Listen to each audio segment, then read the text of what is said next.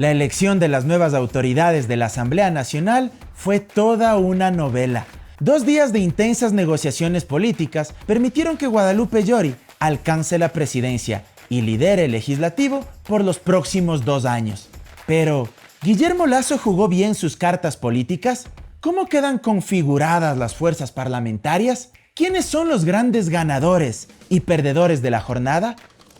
Hola, soy Mauro Cabezón Andino y hoy vamos a echarle cabeza a este asunto.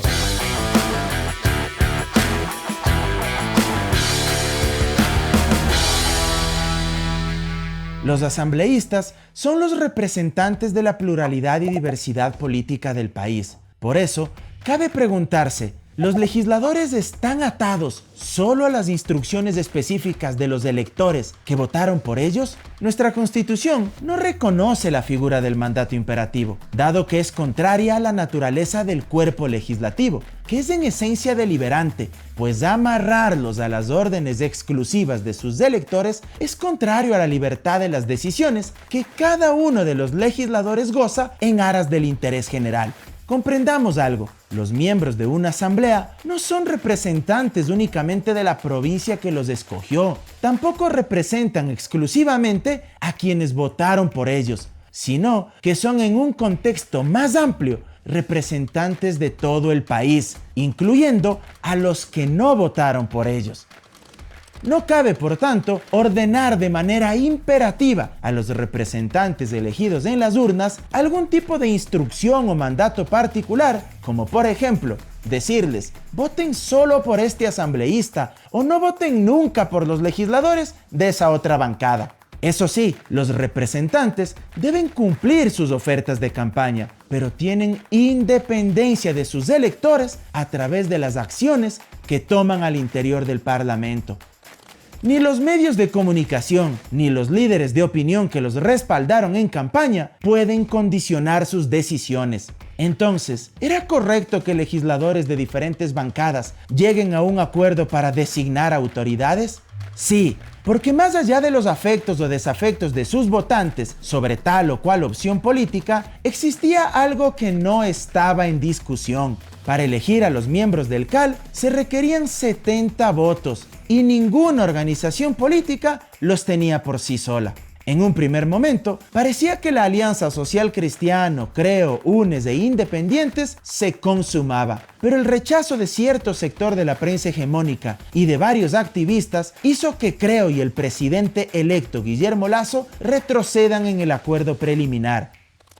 Desde lo ideológico, es complejo aceptar y validar una alianza entre un sector del progresismo y el ala más dura del neoliberalismo. En este sentido, existen argumentos muy valederos. Por ejemplo, ciertos núcleos de la Revolución Ciudadana consideraban inaceptable un acuerdo con sus adversarios tradicionales. Sin embargo, también es cierto que UNES por sí solo no tenía mayoría absoluta y si quería ocupar legítimamente ciertas dignidades dentro del CAL o presidir algunas comisiones especializadas para tener verdadera influencia política sobre la agenda parlamentaria, debía ineludiblemente acordar con otras bancadas. La otra opción era aislarse, a pesar de ser el bloque más grande, no pactar con ningún grupo político y evitar quemarse en medio de los acuerdos parlamentarios. Esta posición también tiene argumentos respetables, pues habría sorteado el trago amargo de la derrota que finalmente se materializó y nadie podría señalarlos al día de hoy de haber pactado con los socialcristianos, aunque solo haya sido para designar autoridades. Algo es evidente, la relación PSC-Creo se rompió por el incumplimiento de la palabra. Lo que más le debe molestar a Nebot es que el presidente Lasso los haya posicionado ante la opinión pública bajo el relato de que el acuerdo con UNES fue una iniciativa exclusivamente social cristiana, cuando evidentemente no fue así. Tanto que Correa señaló que existió una conversación telefónica entre él, Nebot y Lasso mientras estaban reunidos en la casa de Henry Kronfle para materializar el acuerdo inicial. reconstituir el vínculo político entre los ex aliados será complejo, pues se ha perdido lo más importante, confianza, sin contar con la humillación provocada a las huestes social cristianas. Perdieron la presidencia de la legislatura, quemaron a Kronfle y se vendió la idea de que Nebot era el ambicioso y bailarín que traicionó los principios de las derechas ante el correísmo. Ahora bien, si los perdedores de la jornada fueron PSC y UNES, los grandes ganadores de la misma fueron Pachakutik y la Izquierda Democrática. Ambos bloques suman 4 de los 7 integrantes del CAL y seguramente presidirán las comisiones especializadas más importantes de la Asamblea. Los aliados más los independientes unificaron 71 legisladores, pero ¿existen coincidencias entre Creo y Pachakutik? Al parecer, no será una relación del todo fluida y digerible. Es probable que más temprano que tarde afloren profundas contradicciones entre ellos. Por ejemplo, extractivismo versus ecologismo. Yacu Pérez siempre ha mostrado una posición antiminera y contraria a que se amplíe la frontera petrolera. En cambio, Lasso siempre ha respaldado este tipo de políticas. En materia impositiva, habrá que ver cómo reacciona Pachakutik e Izquierda Democrática cuando el Ejecutivo envíe, muy probablemente, una iniciativa económica urgente que podría reducir impuestos a los grandes grupos económicos. O peor aún, ¿qué pasaría si ese mismo proyecto piensa gravar con más impuestos, como el IVA, a las clases medias y a los estratos populares?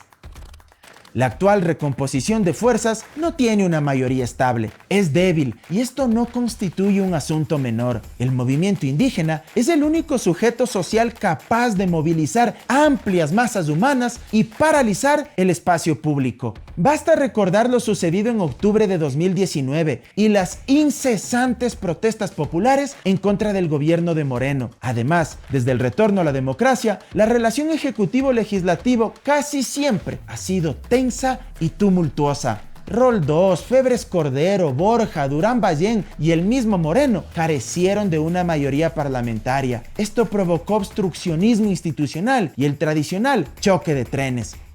A pesar de este escenario, el presidente Lasso dispone de una serie de resortes institucionales que le facilitarán formar una mayoría legislativa. El presupuesto general del Estado, la rectoría en política pública, los ministerios y secretarías y su desconcentración en los territorios, la ejecución de obra pública conjunta con otros niveles de gobierno, son factores que le permiten extender su músculo político. Los independientes jugarán un rol clave y serán el objeto de deseo del gobierno. Sin embargo, esto también es peligroso, pues estas apuestas podrían percibirse como la vieja política del reparto, el chantaje y el camisetazo.